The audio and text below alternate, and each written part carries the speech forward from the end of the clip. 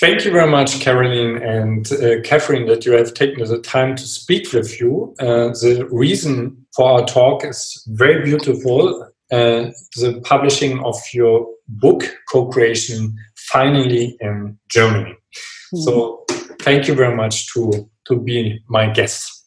Thank you, Pike. Yes. Yeah, our pleasure. Yes.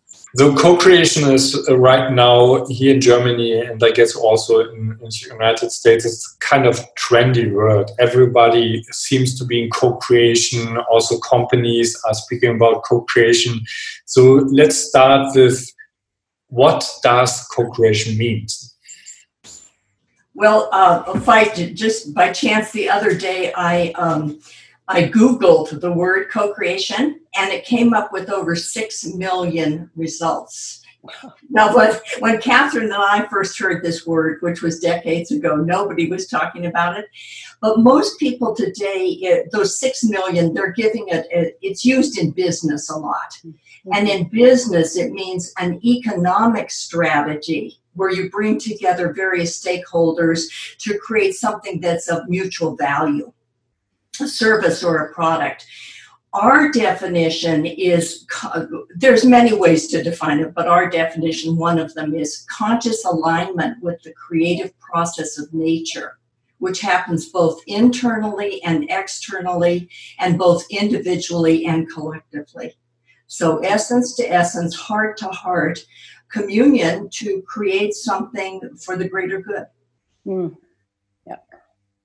So it's quite obvious that we right now challenging problems in the world which seem too big for our normal level of relationship. So how can co-creation, this kind of very new level of relating to each other, how can it be a part of solution this kind of complex problems? Well, we believe that everyone has a unique contribution to make and has a genius within, a brilliance within that's wanting to be expressed, and that all the solutions for all the challenges that we have are available if we really draw them forth from each other. So creating a real empowered environment where we're drawing forth the best in each other is what's going to help us make through this big transition that we're in. And I would just add that, we've all grown up in a model that's very hierarchical, where some people dominate other people. And co-creation by its nature is a partnership model where we might visualize it as sitting in circle as co-equals. And what this does is then it brings forth the love and the connection and creativity and the empowerment of each individual in that circle. Mm-hmm. So the circle really becomes the teacher. So that means for our egos, especially for the egos which are used to dominate relationships, it's quite challenging. It has to give up control. Why I should do this? Because it's more fulfilling, and it's more effective. When you have a team of people, let's say you're in a business and you have a team of 5 people, and each person is doing what they feel called to do, all toward the greater good, toward the whatever product they're creating together. It's more fun, more fulfilling, and you're going to end up with a better product. Mm-hmm. And we see this happening in business. In many businesses, they're now coming into something that resembles, at least cooperation, deep cooperation. Yeah. So that means the basic principles of co-creation, how you have described it in the book, are not only available for private, personal relationships, also for business relationships? Absolutely. Yeah, businesses and nonprofit projects and organizations and within families and communities, these principles can be applied in any relational dynamic. We oftentimes say that this is the relational path to awakening, because it's really through the quality of how we relate with one another. What I really, really like at your book, because I'm a very pragmatic, practical person, is that you don't just describe a concept. You don't just give people a beautiful sounding theory it's a really practical book. So that was a reason why I've decided to support this, to bring it out in Germany, because I really see, you know, so many people are sensing in this time, okay, we need new solutions. And very often there's a question, okay, the old one is not working, but how we can create a new one. So could you please describe a little bit for somebody who doesn't know the book, what he will get, what she will get from the book?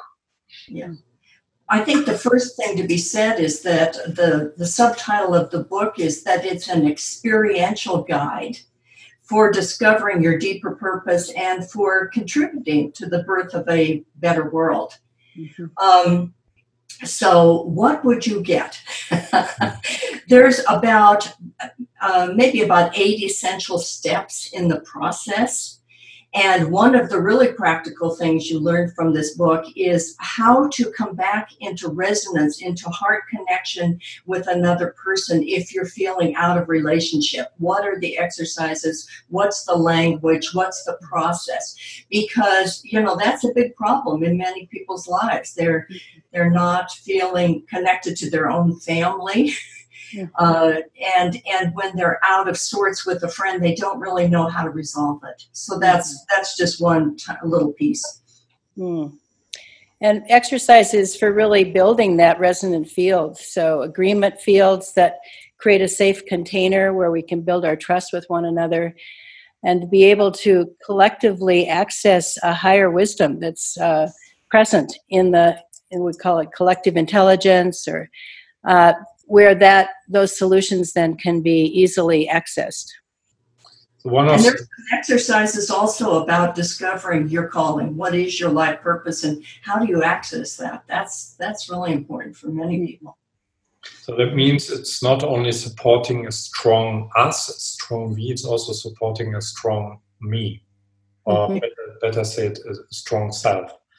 Mm-hmm. Yeah, that's really the first essential step in the book.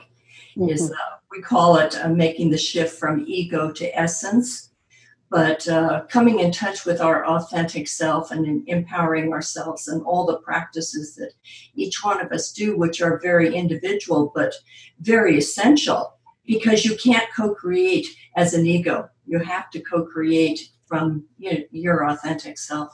Mm-hmm. Yeah. So one of the major pictures of your book are the circles. So you don't mean circles of chairs.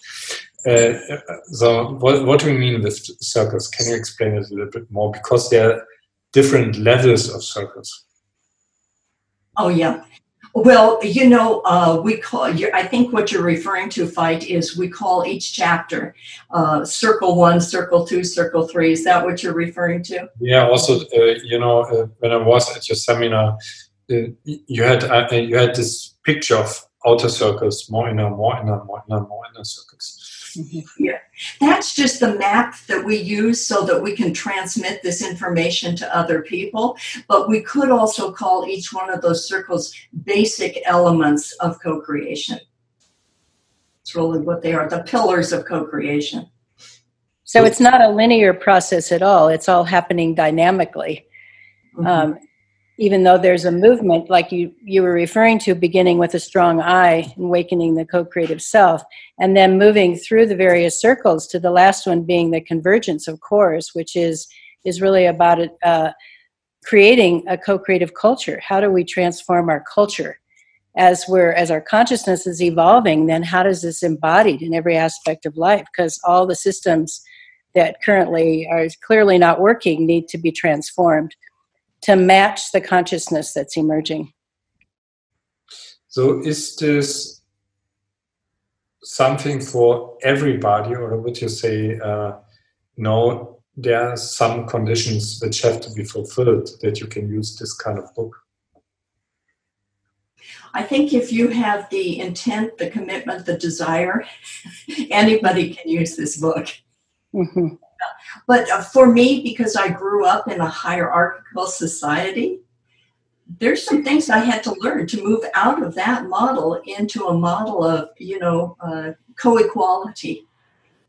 You know, one of the things in the book that I think is very useful wherever we are, whether it's a project or in a business or whatever, is how to build teams, how to co-create with other people where we do bring out the best and the genius of each person on that team. That's really important. And we've used it within our family as our children were growing up, you know, creating just agreements with each other, teaching them the skills of resolving conflict. And, you know, they've used it now, they use it in their lives. So it's beautiful to see that transmission through generations. Yeah, one of the powerful parts of the book is something called the Co-Creators Agreements. And those agreements have been shared through a nonprofit organization that Catherine and I are a part of, Global Family, with thousands of individuals and groups all over the world for like 35 years. And what those agreements do is they provide a strong foundation for a group of people so that we know, okay, we're all on the same page here. There are things like take responsibility, that I take responsibility for my creations, my reactions, my feelings, so that I'm not blaming other people. I'm not projecting, you know, my failings on other people. So there's about 20 of them, and those are very helpful. Mm-hmm. Yeah, those are so essential. And the willingness to rise out of a feeling of being a victim and realize that we're the creators is really core to the whole process. So you have already mentioned teams, for example, in companies or teams like a family. Could you maybe describe for every interesting listener, maybe 3, 4, 5 concrete examples? How can I use this book? For what I can use it? Okay. Well, for as far as a team, what we have learned is that there are 4 essential elements that you have to have a co-creative team. You have to have the vision. You have to have the resonance, which is the emotional component. You have to have systems and structures, which is the mental component. And then you have to have the physical component, which is production, getting the work done. So Catherine and I and our husbands have a business together, as you know, right, called Living Co-Creation. And a team with those qualities could be as few as 2 people. If you have 2 people who have those 4 elements, you're good to go. But on our team, you know, Sanford is the person on our team who is the strongest on the mental component, setting up the systems and the structures that make the business work. So that's one example, is just this partnership that we have with the 4 of us. But this, of course, can be translated into other businesses, other organizations as well. And Carolyn and I are also co-founders of our community where Akasha and I live, called Hummingbird Community, which we co-founded 22 years ago now, and based on these principles and practices of co-creation. So those are foundational to the community, and I think, you know, so many communities as well as businesses fall apart because they don't have foundational processes that really help them ride through the rough times. And I think these processes have been so essential for us to be still here and thriving 22 years later. Yeah, I hear many people talk, you know, many people are attracted to community. So I'll hear people say, oh boy, we found some land and I've got 3 friends and we're going to buy this land and we're going to create community. And I just sort of smile because of Hummingbird. I'm so aware of what it takes to really pull it off. It's not just a good idea and, you know, some money in your pocket. It goes beyond that.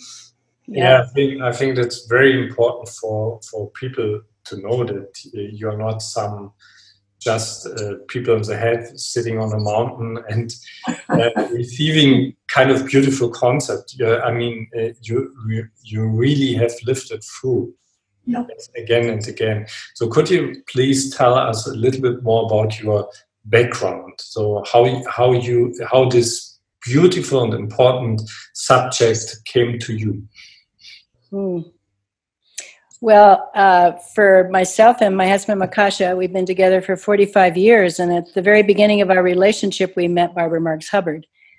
This was back in 1974. And she was the first person that I actually heard using the word co-creation.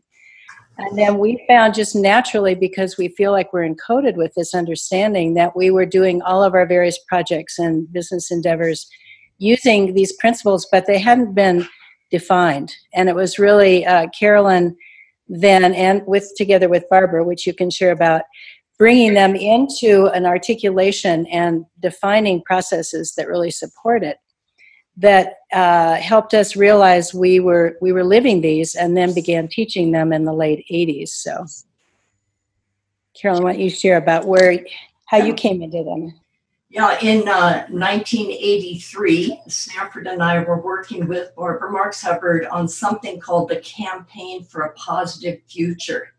She was seeking to be selected as Vice President of the United States on the Democratic ticket. But what she was really doing was she was using politics as a forum to share a particular vision with the American public. And so she had asked Stanford and me to manage her campaign initially in Northern California. And then eventually we managed the campaign for the United States for Barbara. And it was sitting in circle with this team that we were working with in Northern California, where in that resonant field, these processes started coming through me. And as Catherine said, it's like if you're a musician, it's within you. You're gifted with that. And if you're in the right environment, it comes out, and with practice. And same thing for me in this field, all these practices started coming through. And Barbara, because of her genius as a social architect, she was able to watch the process and map it, write it down. And it looks, as you suggested, Fides, it looks like a bullseye with the circles, but they all work together. It's as Catherine said, it's a nonlinear process. So that was 1983. And then in 1986, Barbara and I and two others co-founded Global Family to take these practices out to the world, and started traveling and teaching and conducting gatherings based on these principles. So yeah, it's been a long and really wonderful journey, because it's a journey of the heart. Co-creation is based on the heart. Yeah, So it's very nurturing. Mm. So I guess in all these years, the material has also changed, deepened. Yeah, we've learned a lot over the year. This edition of the German version of the Co-Creators Handbook, we've incorporated some teachings from spiral dynamics, from quantum physics. We draw from many different fields and endeavors. Yeah. Mm-hmm. So if somebody's reading this book, is it really necessary to do it 100%, have as you described it, or can I change the process? Can I adapt the process? I think there's many different ways that one can experience co-creation, and these are suggestions or practical processes that have really worked well, that we've experienced through the years. Groups take this, some actually create their project using this book, or come together just to understand the principles more deeply, and that's what we call a resonating core group. For those that are taking it into business, if the business already exists, then sometimes it's challenging to get everybody on board, to actually make the transformation that this naturally calls forth. But there's so many different ways to utilize it and have it be beneficial for the work that you're doing in the world, and for your own personal transformation. Because it is the co-creation handbook, we do encourage in every element of the process that people co-create it. So, for example, the chapter that we call Overcoming the Illusion of Separation, we might also call it communication skills. There's many different communication skills. So we encourage people as they're, working with their group to incorporate those, to say, hey, I've got a good one. Let's do this one. Mm-hmm. Beautiful. What I also like is, that you have added a lot of kind of guided meditations in the book, yeah, which are helping a lot to bring the intellectual insight really deep into my consciousness. And I also would like to mention for interesting readers that you're offering a lot of possibilities to stay in contact with you. You know, you're planning, for example, to come to Germany to give an event here, but you're also giving through your global family very often international telephone conferences, right? Yes. We have a group of people called Global Family Ambassadors, and we have a weekly Zoom call with those people, that whoever wants to be part of that. So yeah, those are people who are committed to sharing co-creative practices in their community. Cool. So that means if somebody's reading the book and after this, and maybe he's starting to practice it and he has questions, he can join these calls and can ask you directly. Yeah, and in the book, it indicates how to be in touch with us. Also, I mentioned that Catherine and I and our husbands have a business, and that website is livingcocreation.com. So that's also another way to be in touch with us. Cool. Yeah, I think as one makes this transition, that it's really important to have the kind of support. So that's where the core groups and coming together with others to have that support, but also to call upon support from those that are more seasoned in the process. Yeah. I really would like to use this moment to acknowledge not only you both, also your beautiful husbands, because I really can see how much experience, how much life experience, how much heart you have put into this work, into this book. It's a really, this is a really lived book, you know. Mm-hmm. So I really thank you for this work, and I hope that a lot of people will come in contact with the book. Thank you so much. As you know, it's our joy. Yes. Yeah, and we really appreciate and honor you for opening up this possibility for us in Germany and helping the book become published there. Yeah, and bring it to more people. I think it's so necessary. You know, we need this new level of relationship. Yeah. So thank you very much, you both. And I will put all the links below the video so everybody can put a deeper look into it. Great. Thank you so much. Bye-bye.